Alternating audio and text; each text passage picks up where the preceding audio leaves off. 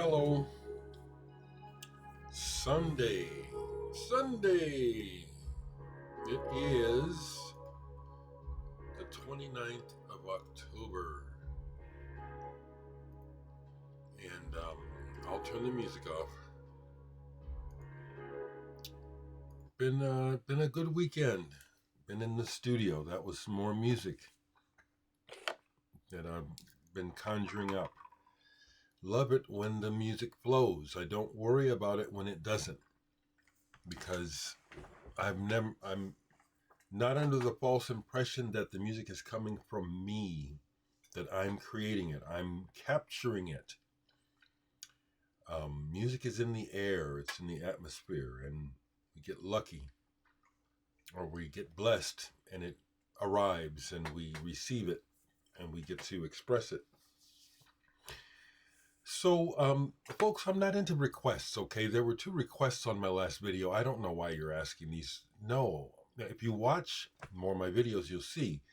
I've said it many times. I'm not into doing requests, very simply because if I do what I want, then I will do it.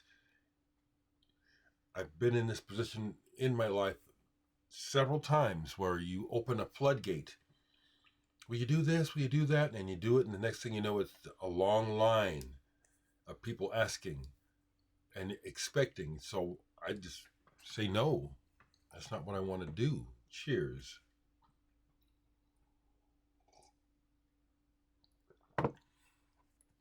I guess it's nice that people want to hear my opinion, but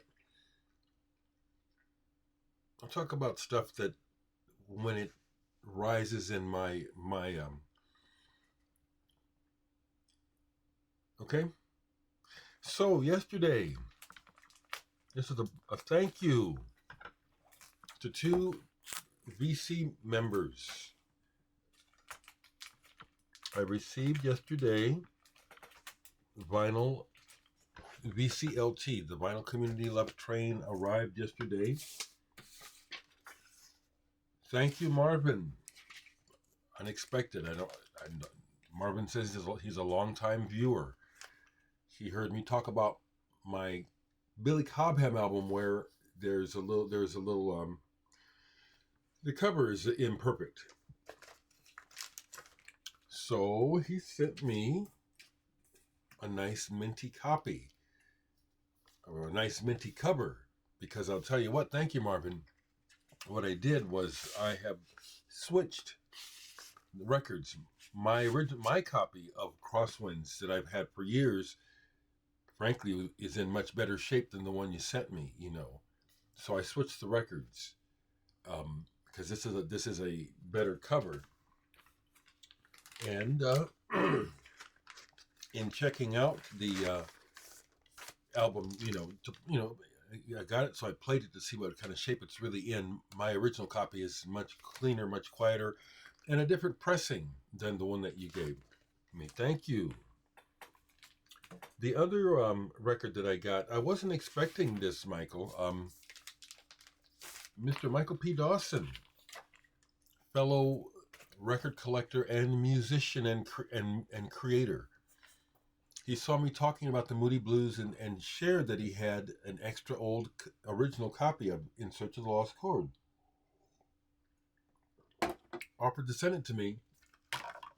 My response was, "Oh, you don't really have to. I'll just keep looking." But he sent it to me, and it's in good shape. It's not trashed. I mean, it's played. There's spots on it where there's pops and shit, But I'm really happy to receive this. It still had the original insert, but I switched it out because I like to do that. Played this all the way through. I just love this band. I just love these songs, the feeling.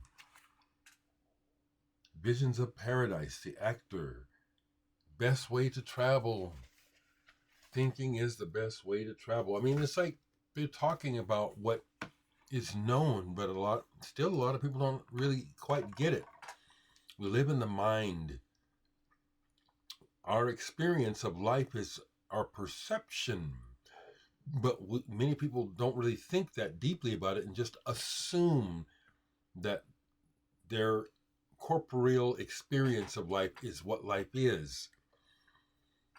What I experience is only mine. No one else is experiencing what I'm experiencing, same as you. And so that's why it's so sad, that we're not as smart as we think we are, that we fight about differences in thoughts, when in fact that's really the only difference between people is what we're thinking.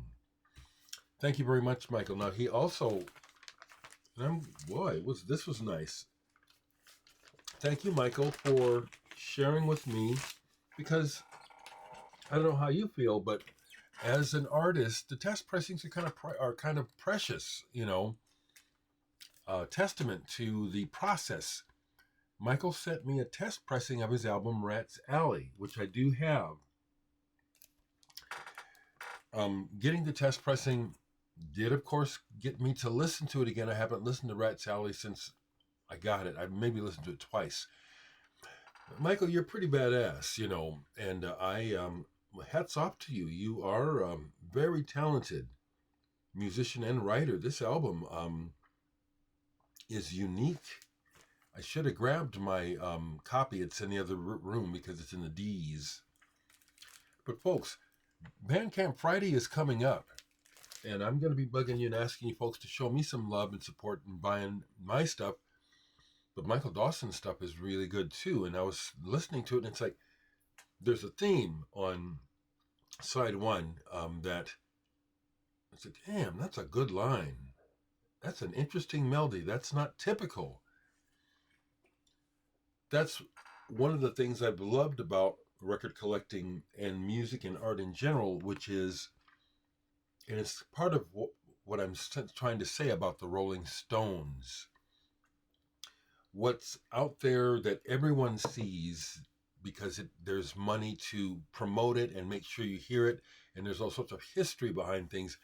There'll be artists and things that are inescapable, and everyone says, oh, they're great and they this, they're that, and while that may be true, there's all this other music, all this other art, all these other expressions that are really, in many ways, more substantial, more creative, more innovative, or just more interesting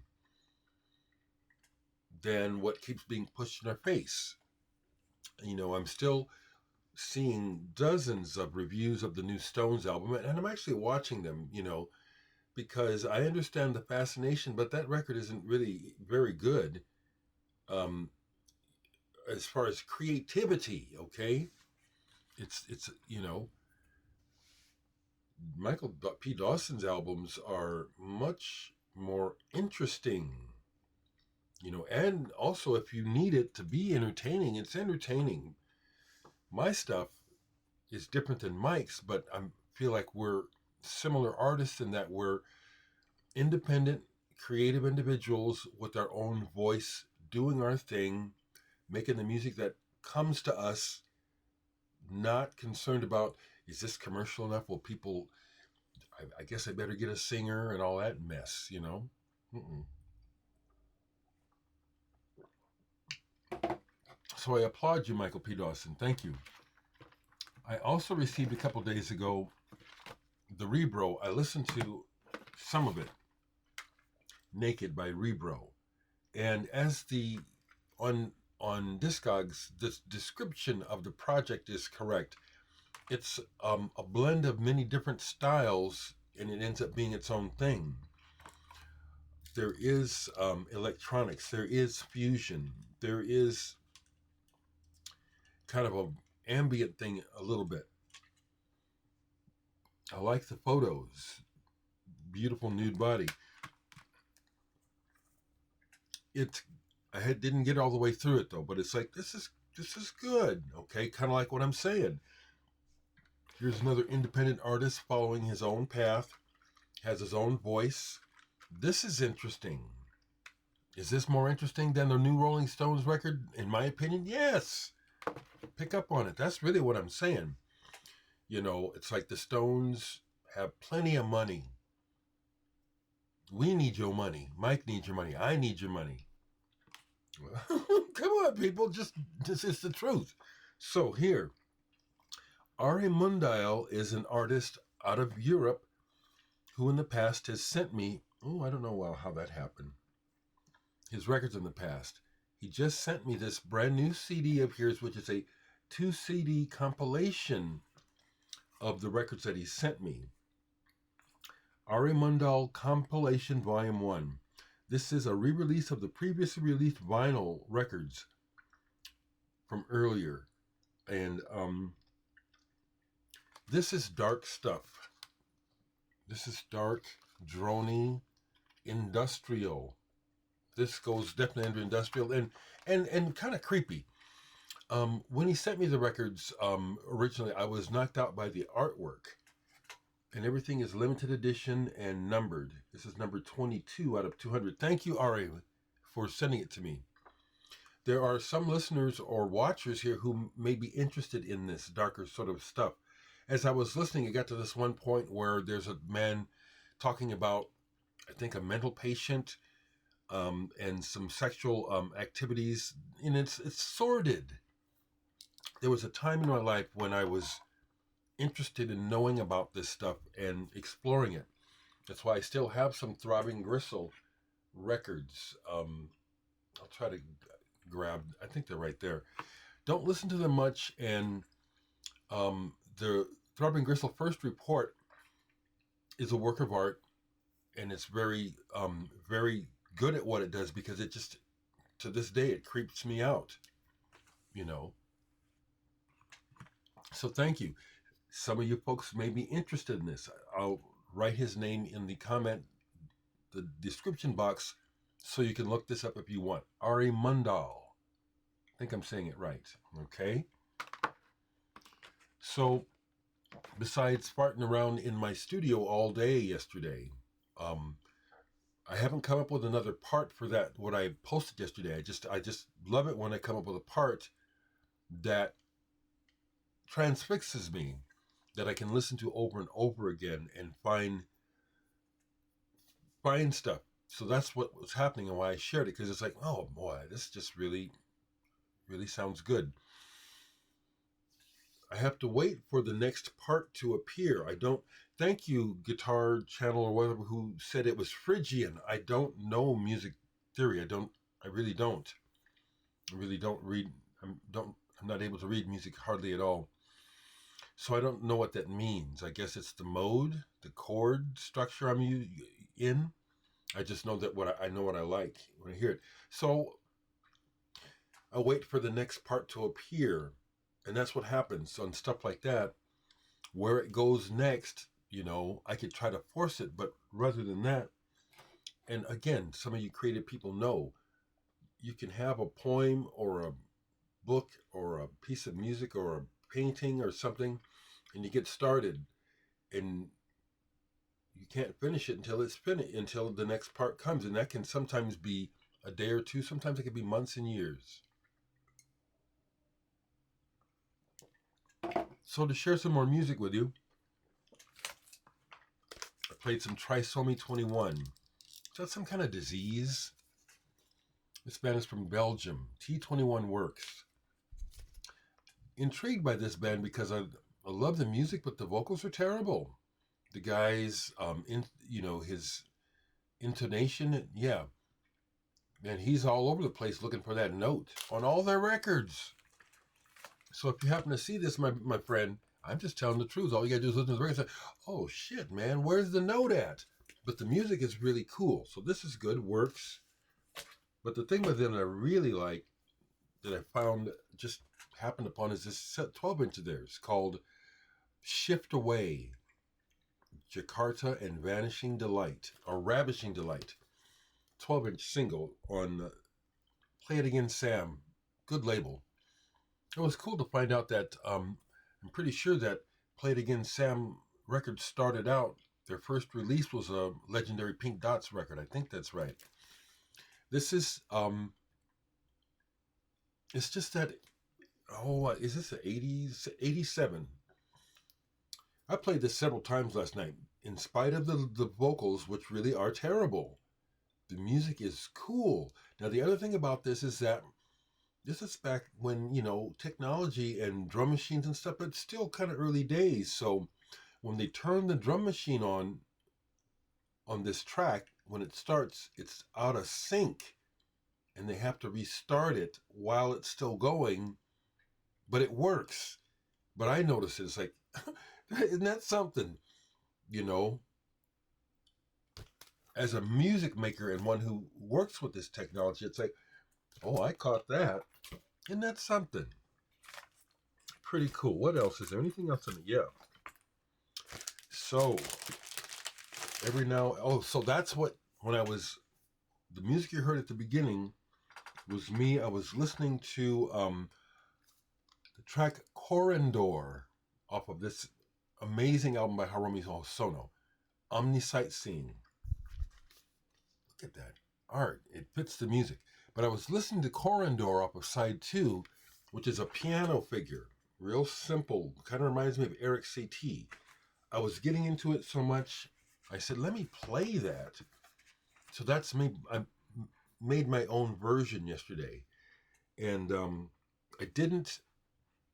The idea was not to follow exactly what Hosono does with the basic melody, but to start with that and go my own direction. And this is just wonderful. Haruomi Hosono is one of the greatest artists of all time. For me. Listen to some more of this. This is a new release, to my collection. I showed this before, and it's timely for Halloween. I really don't like Halloween, people. I don't. This is good, and if their marketing idea for this worked, good, but it didn't need it.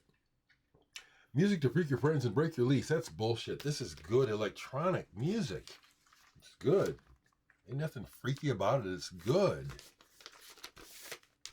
Just good.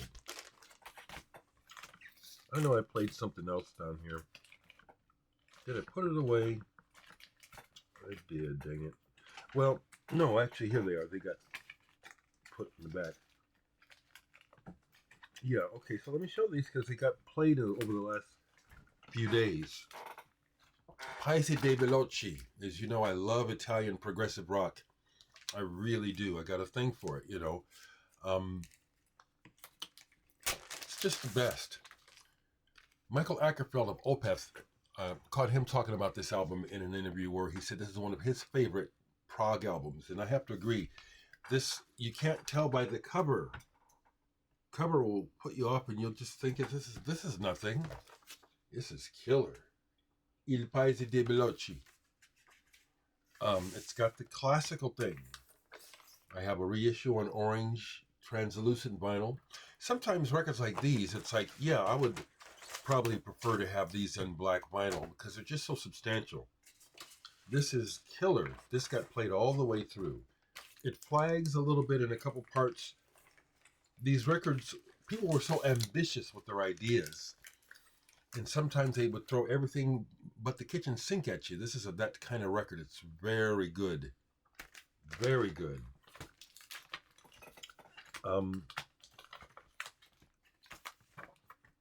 Butter 08, a collaboration between members of Cibomato and John Spencer Blues Explosion. I bothered with this because of Cibomato, who I like very much, and saw them live, and they were great. And this is a little more lo-fi than that, somewhere in between them and John Spencer. But it's good. It's cool. It's kind of cool. And then 2 more. I'd been talking about the Smile because this was last year, okay? And it's like it's just completely like it never even happened, seemingly, in like music press. A light for attracting attention. This is awesome. Wow. I even bothered because a lot of times I don't bother with the lyrics for a long time. I know that they're important. They can be. So I went ahead and listened to these lyrics while listening. It's like, yeah, that's my mindset. This is the kind of thinking that I have, which is concern and awareness. And I love all the artwork. That's Tom York and his friend. I bought the yellow vinyl. A lot of yellow vinyl. I don't know why that's so popular. You know, a lot of yellow vinyl releases. This is excellent. The smile. It's freaking excellent. Yeah. This is better than the new Rolling Stones. Some of y'all go get mad at me, and it's like, let's go ahead and get mad. I'm having fun with this. Don't get me wrong. I love the Rolling Stones. I do. That new record is just so. You know, years ago, because I don't rate the music of Kiss. I rate what they've done for music. You know, they've inspired a lot of good stuff. But I've met Kiss too, years ago. But I've trashed them, you know, and some people just don't like that, you know. Kiss is like sacred to them. So years ago, someone decided I needed to have Kiss in my collection, and they sent me double platinum. I got rid of that thing the same day it came here. Get that shit out of my house. But don't misunderstand me, people. I love them as people. And when I met them, Paul Stanley wasn't friendly. Gene Simmons was. After all these years and learning more and more about them as people, I understand. Because I met them before they were unmasked, but it was obvious that's Paul Stanley. And I went up to him and he was pissed. And he had the security kick everyone out of the store. Everyone, and close the store. I love that memory. Okay. Pale Saints. This is the sort of thing that completely opposite sound of what the Rolling Stones do. And this I prefer much more. Much more. This is my shit. Yeah, I'm kind of going on about it. This is a reissue of their first album, The Comforts of Madness. I love the sound of the band, the drummer, the way that he plays with so much conviction. It's like there's a soul to it. He's beating those drums. And I love the contrast of the music and Ian McMaster's quiet, almost mousy voice. I love it. So that's what I got for you today. I honestly, no disrespect to you people who watch me and ask for stuff. I don't know why you're asking me about Rick Beato's channel. He obviously knows what he's talking about, right? Yeah, I'll watch him every now and then to get information. Okay. So Bandcamp Friday is coming up this Friday. And so as we get to it, I'm going to be asking, you know, folks, hit me up this Bandcamp Friday. I'm going to be asking for it for me and for all other artists who are trying to make it in this crazy world, making music and art to make life better.